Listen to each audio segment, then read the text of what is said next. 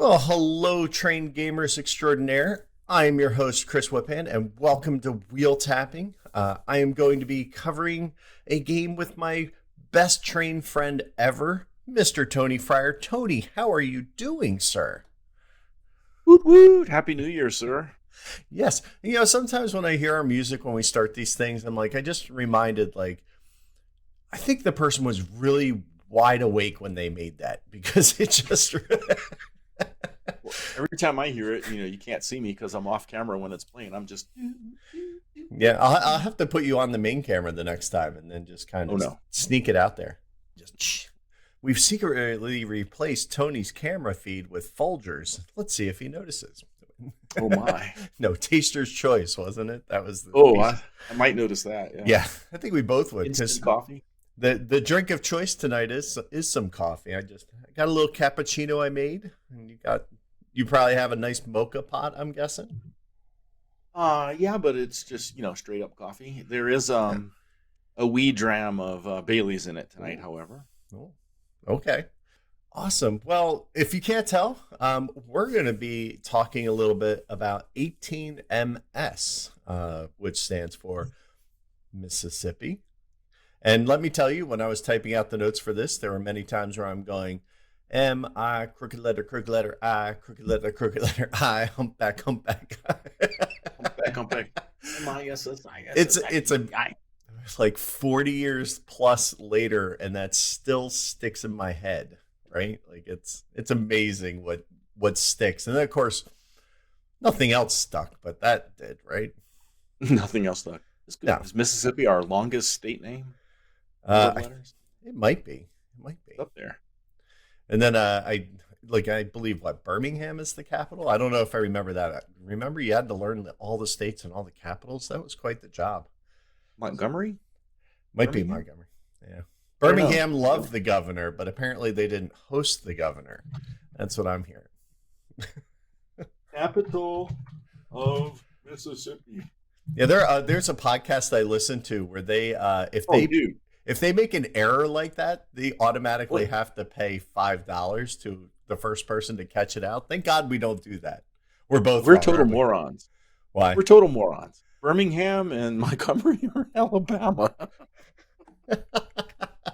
Well, that's true. Jackson, Mississippi. There we go. And sorry to all of our southern audience who just had to witness that. I'll tell you why mine's the case. I did that just because the map is basically Mississippi and Alabama, right? Like, so this is like MSAL, if we're going to really go that. That's my excuse. Georgia, I'm sticking to it. You can run to Atlanta, so there's some Georgia on there too. But yeah, I'm actually very good at geography and stuff, and I can't believe I was.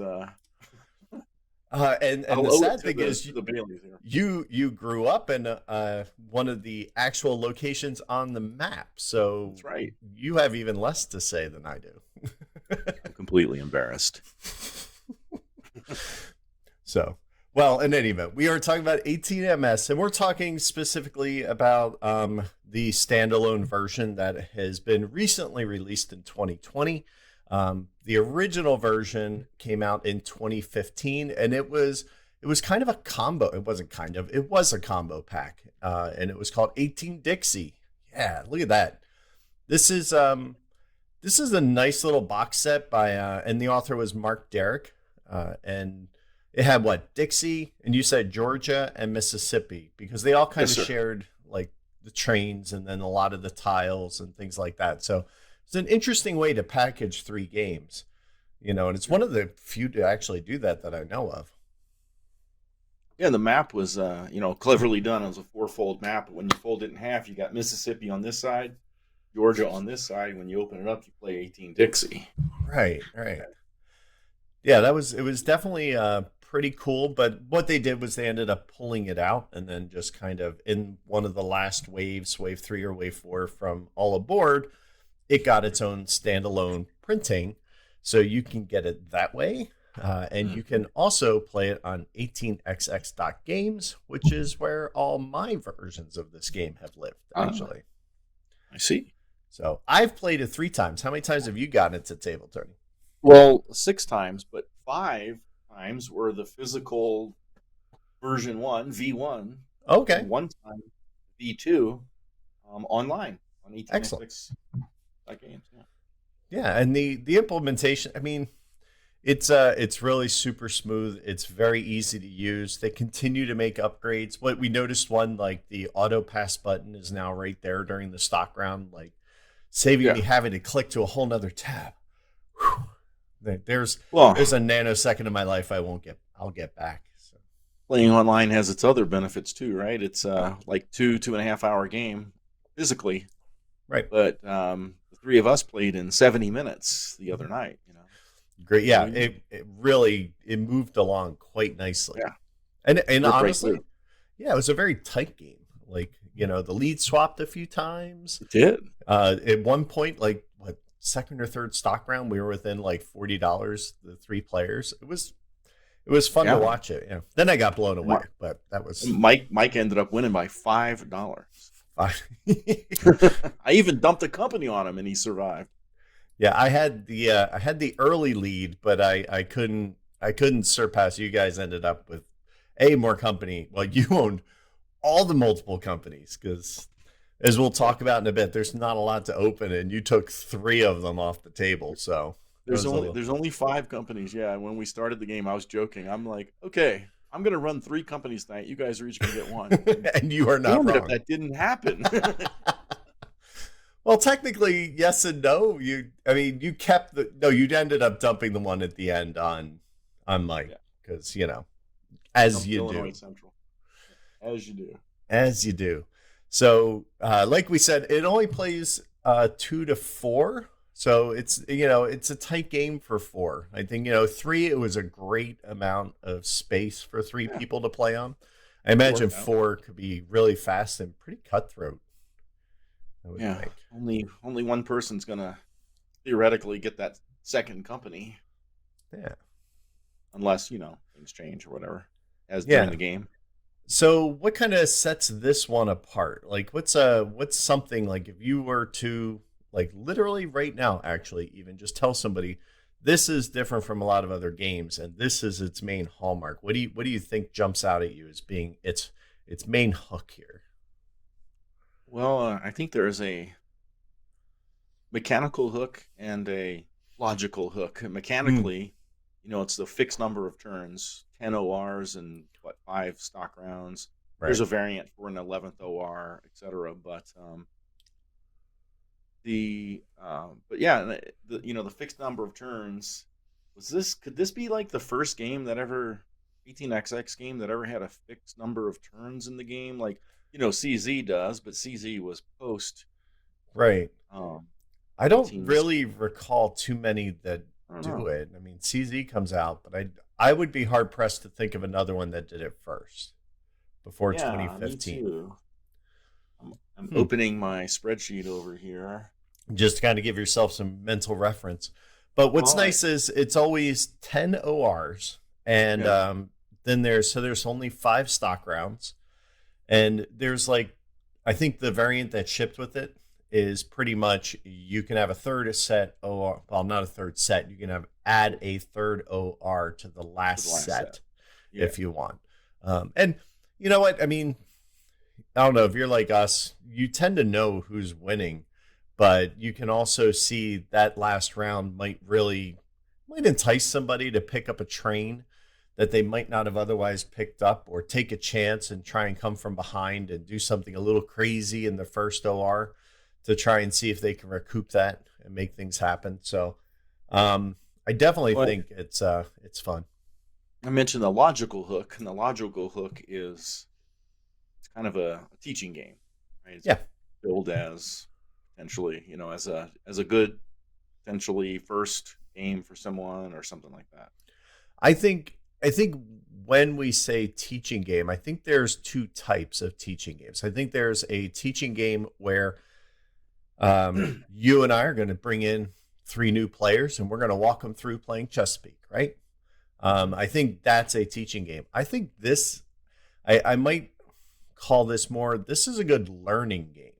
Like this is one I think people who've never played 18xx can easily pick up a rule book and probably get playing this one easier than most. Because I know, like, as a tool, I like Chess Speak a little better because the levers line up with a lot more games, right? But I think Yeah. if somebody is just like, I want a game, play with my friends, it needs to be small and lightweight for a school night, and I don't want to spend a ton of money because let's face it, this is one of the more affordable titles available. I think this is kind of that game where you Okay. kind of, Yeah. yeah. And I agree. I would also point out, like, there's some videos that one of our listeners, Joe, did. So shout out to Joe, Oh, who's Joe. he did a training video that he does where he kind of walks people through how to play. And so that's like a great way to just kind of learn how to play this game. I think this one kind of, I think it fits in that little bucket that's really, really small and doesn't have many things in it. Yeah. Agreed. So excellent, excellent. So awesome. So what do we have? Anything else? Well, the auction is definitely different, right? Like there is no traditional auction. It's just a straight up draft. And Yeah. then Each player picks one, pays face value, moves on. that's it. Any Yeah. that is any extras are just removed from the game. So yeah, you don't have to hem and haw over, oh, how much should I bid and do all that stuff. You can just get up and running in about 3 minutes. Yeah. As long as it takes Sure. you to read them. Yeah. And then basically the privates aren't too crazy. There are a couple that are beneficial in the early ORs. So they're usually you can, right, because you can only buy privates in typically at the green phase. This one kind of says no, you can buy it in OR1 for like, and then OR2 for the second private. Which, mental note to self, would have potentially helped me out a little bit because it would have given me a train that I never used. Yes. Just saying. Your private train rusted before you even I got it out of the barn. I'm like, well, I don't have the option to buy a train. Like, I couldn't buy it in. They're like, oh, you're train tight. And I'm like, and then I finally get untrained tight. And I'm like, well, I can't buy it in now. They're like, Chris, it rusted. It's gone. And I'm like, It's dead. Yeah. So, yeah. you got to pay attention to that. It's not a permanent two, I guess. No. Wrong game, sir. Exactly. So let's see what else we have listed here. Oh, the majors. Majors are pretty similar to everything else we've played, right? But they have like a little hook. Yeah, 70% ownership allowed is about the only normal thing, right? 60% to float, 100% cap, but 70% ownership cap is about the only. And that's good because if you're playing with three, especially, like there's no way we would have got even close to cert limit if we couldn't have that extra share. For sure. And hey, when somebody likes to own 70% of their company, it's safe to own 2 yourself. Yep. Yeah. Until it's not. And then well, it's not. Exactly. That was Mike's mistake was I only owned 60% of that company, and he bought 3. And you can it's the same as you can only have 50% in the pool, but that was enough to say Merry Christmas. And then what I do is I go buy 1 share out of the pool so you can dump your other one, thus leaving Mike with this company. And no means to get out, which was, I don't want to say it was collusion, but it worked. All right. And then, go ahead. Train rush, right? Yeah. We can talk more about it in the proper phase, the green phase of our show. But yeah, the trains are rusted by which OR this is, not by you buying trains. So everybody can see what's going away when. Exactly. Which, helps you if you pay attention to these things. But and then, yeah, so we'll talk about the rest in a minute or two and get to trains, but the schedule is a little interesting and phase changes are a little different because they're controlled by the schedule, but also by trains as well. Yeah, the phase changes are weird, yeah. But not too hard to grok. Yeah, No. The first phase change always happens in the third OR, but after that they're driven by train, so it's a little bit exactly. both ways. So it's nice. You don't have that stall where everybody's just sitting there laying all the yellow track and nobody's upgrading and nobody's doing that because the game Yeah. kind of, rather than do an export mechanism, it does this, which allows it to just kind of hum right through. Awesome. Sure. So that's the basics of it. Let's hop in. I have a feeling this section's going to be small, kind of like the map. So let's go to the yellow phase, which is the map and the stock market. Both are small. Both are small. I have one small, itty bitty living space is what I have on. Because it really is. How many tiles did you actually say? 36 hexagons. Yeah, there's only 36 hexes on the map that you can lay track in. There's some off boards and stuff. Yeah, In addition. So let me bring up the map here. So here we go. So, doink. Oh, Yeah, there's the market. Look how teensy. yeah, but this map is just tiny. That's it. That's the whole map. We can go from Mississippi all the way down to the coast, just like that. From Mobile to doink. Yeah, she's tiny. But Yeah. it's a good little tiny though. Because there's a lot of stuff in there that you can hit, so you get to move around a lot and have some fun. So Yeah, and even though it's small, you can get some good routes and place some, semi-mean tokens and stuff like that. It's I think like just going back the other night when we played online, it was the map felt lively, yeah. as opposed to like crushingly small, too constricted. It was good. Yeah, and you felt like you could do upgrades to get places. Like you never really felt completely cut off. No. And it wasn't. It was pretty lucrative. Like there's a decent amount of revenue in the map, so we were making some good money, which is, I think that's fun in a beginner game. That's one reason why I don't like 30 as a teaching game, because it is so tight with funding that your first teaching game, it's such a struggle to keep money and get money into companies and do all that. This one, it's a little more lively of a cash flow. So I think it kind of gives you, a few more options with the training wheels, I guess is the best way to kind of put it. All right. So the market's basic market. It's not too big. The ledge is pretty straightforward once you get to it. Yeah. It's pretty compact. What, 5 rows tall at the biggest spot. Decent yellow zone from $65 down. That's pretty big. Very big. Yeah, because you actually opened in $70 and then just kind of ran a yellow company. But I mean, the main advantage of a yellow company is that you can own multiple, right? And we were never really at a point where share limit was that big of a thing. So I don't know that lever, I could see using it once in a blue moon, but I don't think it was there for us in our games. Yeah, it's probably just not enough companies to really seek that out as a strategy very often.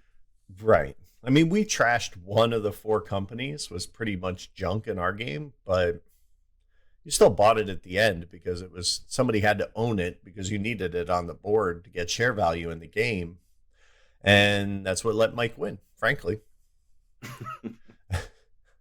He had nothing to do with it. It was the company and the fact that you dumped it on him, right? I'll stick. Well, when we get to shenanigans, I'll mention this. Fair enough. But you can see here in the middle of the map, and this is pretty much the straight map reprint from the Deep Thought version, and this is exactly what you get. This is just kind of your round tracker, just zigzagging down here. So it's right there on the board. You have par values because it's a full cap game. So as soon as a company floats, you get all the monies. And movement is the same. You float up if it's sold out, you move right if you pay out any amount, you move left if you don't, and you go down if someone sells. Not too shabby, right? Let's see. The interesting thing, there was something interesting, and you kind of pointed that out, and it's with both New Orleans and Chattanooga. And I thought this was interesting when we went through our quick refresher at the beginning of our game. And that was that they both kind of have a little connection bonus with them. Yeah. Yeah. The first guy to run the Chattanooga gets a little extra cash, and then same down in New Orleans, but it's bigger cash. Yeah, these like Plus 50 and bonus. 100. It's not Yeah, chump and you change. get It's not chump change, and your token there counts as a plus 10, so hmm it works. Yep. And then I always like it when my hometown is good on the map. exactly. New Orleans for those of you playing the game at home. Yeah. So other than that, I think it's pretty straightforward. There's nothing too crazy in either one. We're not innovating, going nuts here. It's good, basic, solid map, and stock market that y'all should be used to by now. I think. Fair. Cool. All right. So anything else on the stock market? I think that's good.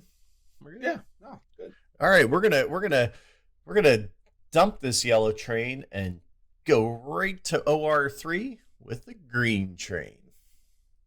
Speaking of trains, here we are. We're at the trains.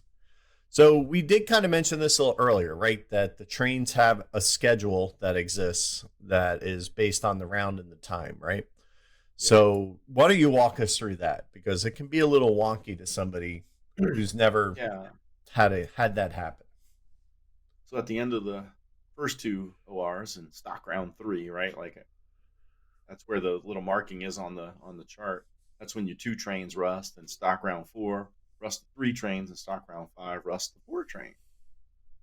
So you can see it coming. You know what's happening. You know when the last run of your 2s will be, and everyone will get that last run.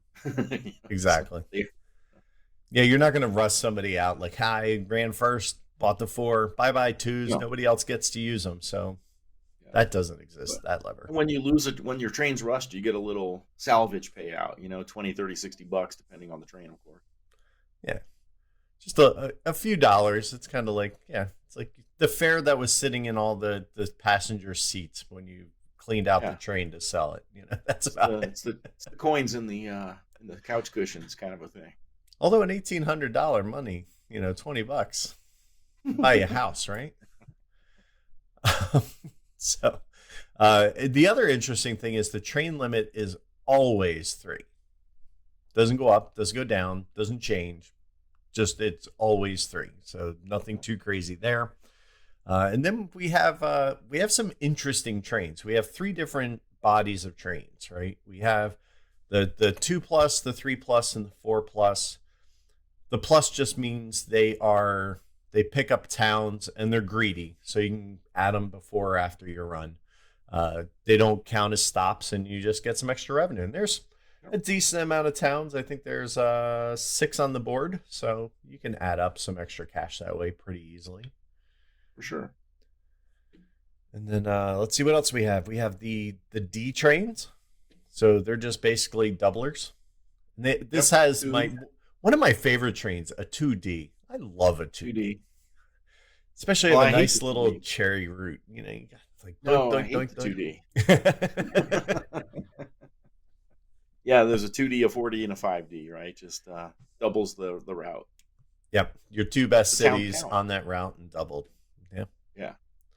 So, but that's a lot of fun, especially if you can get that in addition to something else, you'll do pretty well. But just having that by itself, it's going to be a little rough. And the D trains. I'll tell you why I hate the 2D when we go to the shenanigans, but yeah, absolutely. But the 5 train is weird in this game though too, because you mentioned the 2+, the 3+, the 4+, but the 5 is not a plus. Nope. And it's green, but it's permanent. So yeah. In most games that 5 train level is brown, right? That's the first brown. But no, it's still green here. So we don't get brown until the 6 trains are purchased here. Right. And then the interesting thing though is also when the first 6 gets purchased, then all the diesels are available. So it kind of opens that whole Pandora's box right up. Yeah. So that also actually kind of leads me into the interesting thing of the train purchase, and I've seen this in a few other games, and I kind of I don't know if I love it, but I definitely like it because it streamlines the whole, um, emergency train buying process. And that is, you can subsidize a train purchase, and it's your choice what you want to subsidize with your own funds. You just kick in whatever needs to get kicked in, and you have to pay a $50 one-time fee. So if you're forced buying a train, it's not the nicest. I mean, $50 is not insignificant, but it's it might be a lot easier than a lot of other methods like taking loans or having to do a lot of other stuff to get there. But This game does have loans too if you're short on cash to do that. Or there are loans. yeah, so if you found yourself where you not only have to do that, then you also have to, you still don't have funds even after selling down, because I think that can be one of the harder parts because it's not a high share game. If you have to sell down a lot of shares, you can knock people out pretty quickly. So having the loan structure there helps kind of abate that. But it's 50% interest. So, it's a good loan from a nice family that may or may not break your leg if you don't pay it back at that rate. So, but it's pretty good. So it's a fun map, and I always like running trains with greedy doinks. I love that because it's always like fun to just kind of try to always. I remember vividly my game of 1822 Canada CA, and just I had this green train, which is a greedy doink train, and it was just like zigzagging all across the western provinces, just collecting doinks like it was candy canes being dropped. It was great. So much fun. So I enjoy that. I like greedy doinks. Yes. Cool. Anything else on trains? We covered a lot. Well, there's one thing. Yeah. There's when you're in that last OR before the 2s, 3s, and the 4s rust, you can't Oh, right. buy Yeah. them to move money around in the normal rules, right? Because the rules are basically saying, hey, this train's about to die, so no company in its right mind is going to buy it. But there is also a variant that you can just say, screw that. Let's just go ahead and move trains and money around at will, like Right. in most games. Yeah. Just because it's coming, it just closes off that lever, really. Yeah. It makes it, Yeah. you have to plan a little harder to dump a company on somebody with nothing in it. Yeah, just a little more effort. Well, no, I don't think so, because the train's going to die. It's still there. There it is. It dies when speaking of taking a dump on somebody, why don't we just move right on to shenanigans? Let's do it. All right, let's bring on the brown phase, which that's all appropriate and thematic to that whole conversation. It's like in theory the shenanigans are here, right? But in practice, it's not really the point of the game, or the game doesn't really even give you the space for that kind of a thing. Yeah. In any cases, right? But I mentioned that I started the Illinois Central. I bought the 6 shares, and Mike bought 3 for some unknown reason. Probably I'm thinking the reason was that I had money to spend and that I would not end up with priority. Right. But he waited till I floated until he started buying them, and I was doing some other things. And I noticed I had priority and you two guys passed, and so I sat on $150 cash in order to have priority to dump it on him. And I was thinking, okay, cool. Now this is between me and Chris. And in most games, it should have been that way. But here's why I hate the 2Ds. Hey, it's a cheap permanent train, right? So like $500. is just not a fatal activity. Yeah. So. Well, that and a combination of pretty good routes, right? Like I think you can kind of get back in the game. The IC, I was building track for the IC, and with the full intention that I would run it once, not make any money, so I could just buy trains Then I'd run it one more time. I'd own 60%, so let's make a dividend. So I gave it one route. Yep. And I should have just tanked it and just sucked it up both ORs, because then that $5 difference at the end might have gone the other way. But I gave it one route so I could pay something out.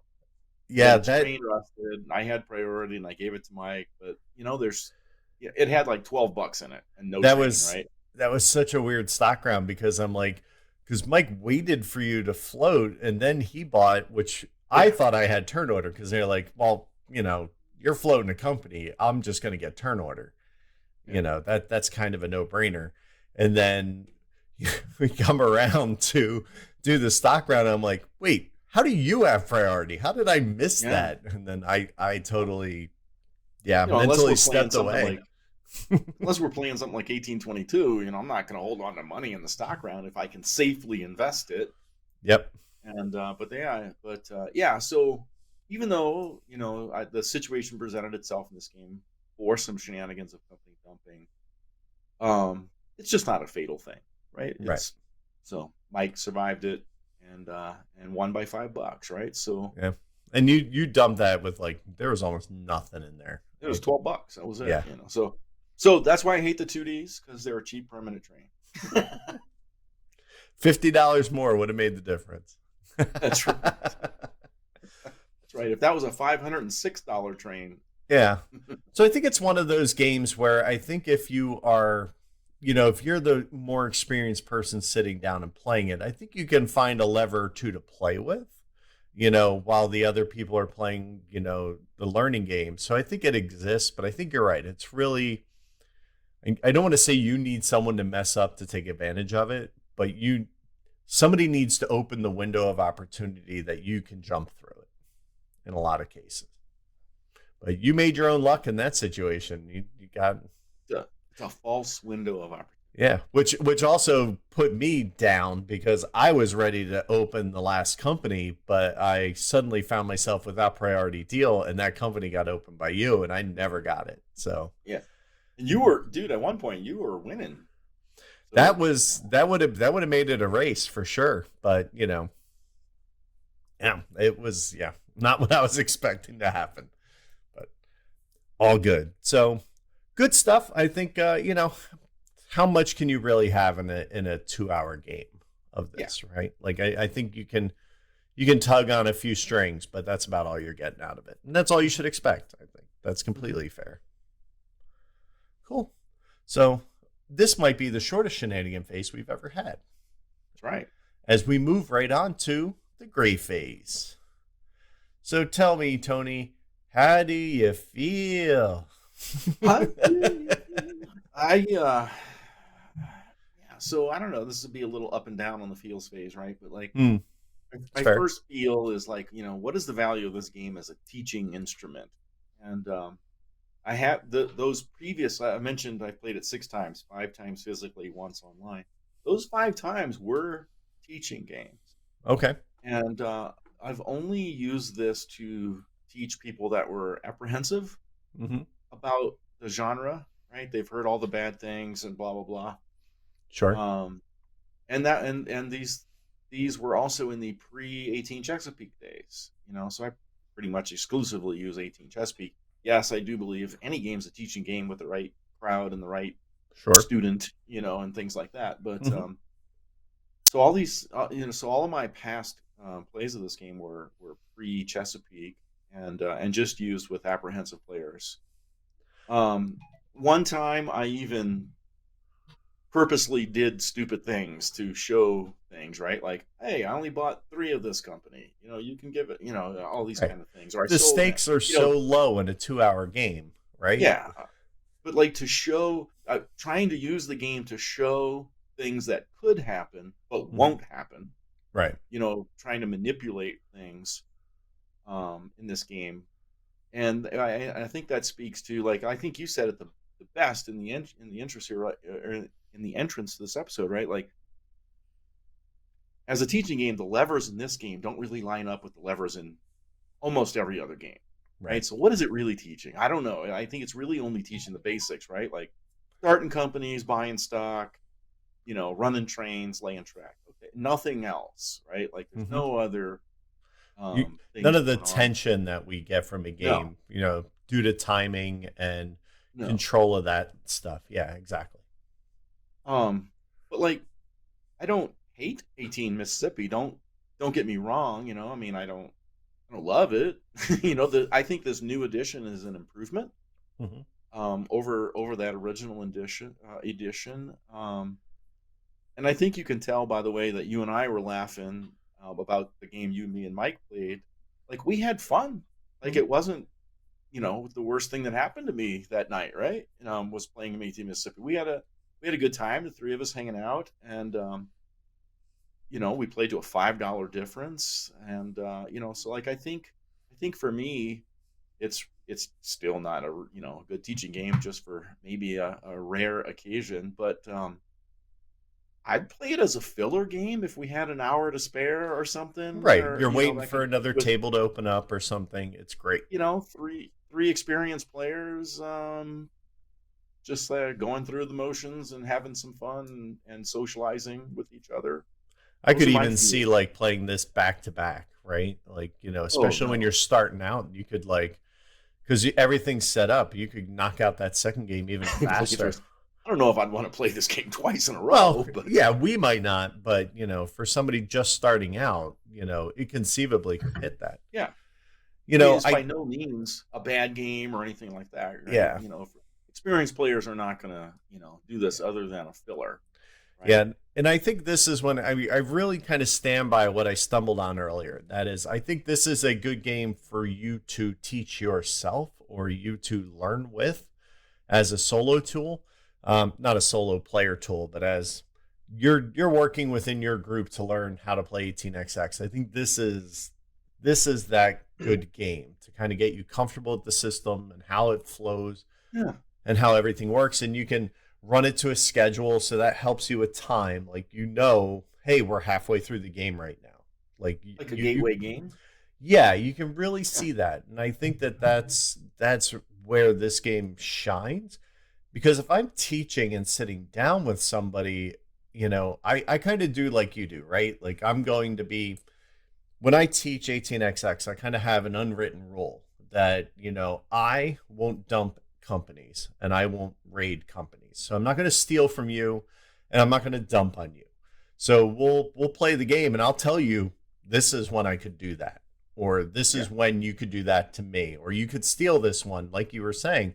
And I think Chesapeake has such a bigger sandbox that you can show a lot of errors of people's ways with all those different levers pretty well. So, but I mean, now we're talking a 3 hour game, 3.5, maybe, if it's teaching. Hmm. So there is that. So that's where I think this it has that nice place, but I think you need to determine if it's something you're going to get played, first of all, in your group. If you're an experienced gamer, you might find that that's not the case. But if you're starting out, this might be a great title to put on your shelf and evangelize with. Right on, man. Yeah. So there you go. That's kind of our feels. Do you have Yeah. anything special? Do you have like a soggy beignet laying around that you kind of break out for this one? Or. No. Nope. Um, So just it just a seems basic train or something. right. I mean, this just you could have a small little statue of Robert E. Lee that you just kind of like tear down at the end of the game or something. Like, you could do and put a little time capsule in the bottom of it. You could have No, but I no. did hear about the time capsule. That was very Yeah, interesting. I Yeah. I thought you might have. So that was Yes. definitely Oh, that's very interesting. cool. But no, no statues of Confederate generals, No, no, that's please. even the game box has the old school flag on it that you're kind of like, kind of Yeah. just can make somebody go, ooh, we made that Yeah. decision. The old school rules cover Yes. has Yeah, the that's old Mississippi state flag on it. Yikes. yeah. If you don't know what we're talking about, look it up, and then you might go, oh, okay. The more you know, add that here. The more you know. I don't know what would be a good Mississippi, Yeah. like a fake magnolia flower would be good. Ooh, I like that. Isn't Okay. Mississippi the magnolia state? Is that what it's? You're gonna have to look that up now, Well, because yes. I kind of feel like we can't give out bad info. We already don't know the capital, for crying out loud. Mississippi motto or something like that. I don't know. Yep. Oh, by valor in arms. Oh, whatever. I don't know. I don't know. I feel like it's the Magnolia State. I don't know. Maybe I'm making that up. But nevertheless, there are many magnolia trees there, and so maybe a false magnolia flower would be a good. There you go. Being a Southerner, the magnolias are. My brain is coming up with stuff from Louisiana and stuff from Alabama, but I'm not coming up with anything from Mississippi. Maybe a riverboat. How about that? Rain. Mississippi River. Rain. You get a lot of rain there. Maybe just you can use Soggy. rain as a marker. That's fair. Cool. Some moonshine. Well, this has been a lot of fun. I enjoy this title. I thought it was good, and it was a quick play. It was a lot of fun. It's one of those, I think, too, if you have experienced gamers, like you said, you can have a little like knife fight in a phone booth with it if you get 4 people on that map. Be a little. Just have each other on for an hour and call it good. I think this would be like great as like an 18xx speed game where you break out like the chess clock and you just Oh, time speed variant could be a lot of fun on this one. there you go. So That'd be fun. Yeah, good stuff. Well, Happy New Year, everyone. As we record this, we're a day or two into the new year. So thank you all for making 21 as good as it could be.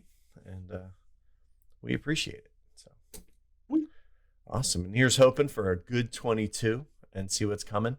I am starting videos. I've put it off for a long time. I'm going to start releasing on the YouTube channel. I'm calling them wheel tapping sidings. Yeah, that's what I decided on, sidings. And what they're going to be is just kind of small, short instructional videos on one portion of a game, and more generic terms, right? Like, what is a stock round? What is a waterfall auction? How to run trains, the different types of trains, and how they calculate things and stuff like that. So I recorded a few of them, and I'll do a couple more, and we'll just kind of sprinkle them out at the beginning of the year. So if you're interested in that stuff, you might find those little primers helpful. So cool. Yes. Well, thank you, Tony, as always. Thank you, sir. I'll let you get back to some football. I'll go watch the evening game and make another coffee, a little more Bailey's, call it good. I might just go straight to an old fashioned now and just kind of mellow on the couch for the rest of the evening. So, all right. And with that, we're out of here. Go run your trains. Have some fun. As another podcast says, pay your divs. We'll see you later. Thanks for listening to this week's episode. This Week in Each Week is brought to you by Game Toppers. Upgrade your gaming experience at GameToppersLLC.com. Chris and Tony would love to thank all the patrons who contribute to make this show possible. Your support goes a long way to maintaining and upgrading the show on a weekly, monthly, yearly, or whatever basis.